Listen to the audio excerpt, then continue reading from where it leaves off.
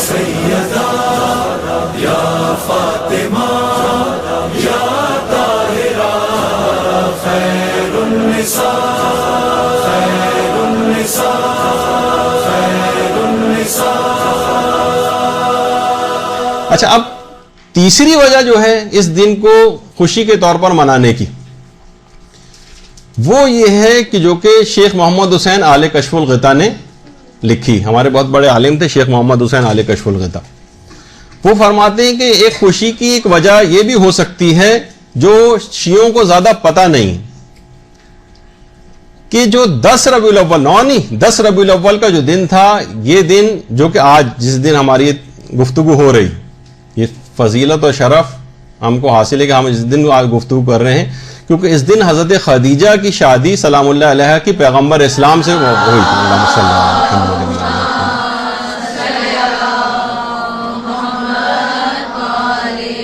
اصلاً وہ آج کا دن، یعنی آج اس لحاظ سے بھی خوشی کا دن ہے، تو 9 کے بجائے 10 کو. لیکن کیونکہ بعض اوقات یہ ہوتا ہے نا کہ بہت ساری خوشیاں، جیسے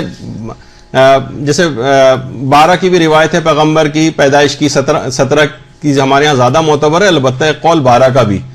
تو برادران اہل سنت کے ساتھ مل کر ایک ہفتہ وحدت کے طور پر، یعنی ان تمام دنوں کو ہی قرار دے دیا جائے اور اس میں تقریبات وغیرہ منعقد کی جاتی ہیں. تو اگلے ہی دن کیونکہ یہ نکاح کی تاریخ، خوشی کی تاریخ تھی، تو 9 ہی کے دن بہت ساری مناسبتوں کی وجہ سے ایک دن پہلے اس کی بھی خوشی جو ہے وہ منا لی جاتی تھی. تو کہا کہ یہ زیادہ ہمارے ہاں معروف نہیں ہو سکا، البتہ اس کی ایک وجہ یہ بھی رہی، یعنی اسی پیکیج میں 9 ربیع الاول کے دن اس 10 کی بھی خوشی ایڈوانس کے طور پر منا لی جاتی تھی. تو ایک تو یہ بھی وجہ ہے اس کی.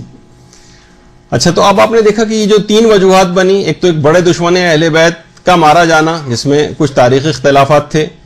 عمر سعد کے حوالے سے، جب عمر سعد اور ان چاروں افراد کے سر امام کے پاس 9 ربیع الاول کے دن پہنچے اور امام کو خوشی نصیب ہوئی، اس لحاظ سے خوشی کا دن ہے کہ اس دن سوگ کو بڑھایا گیا.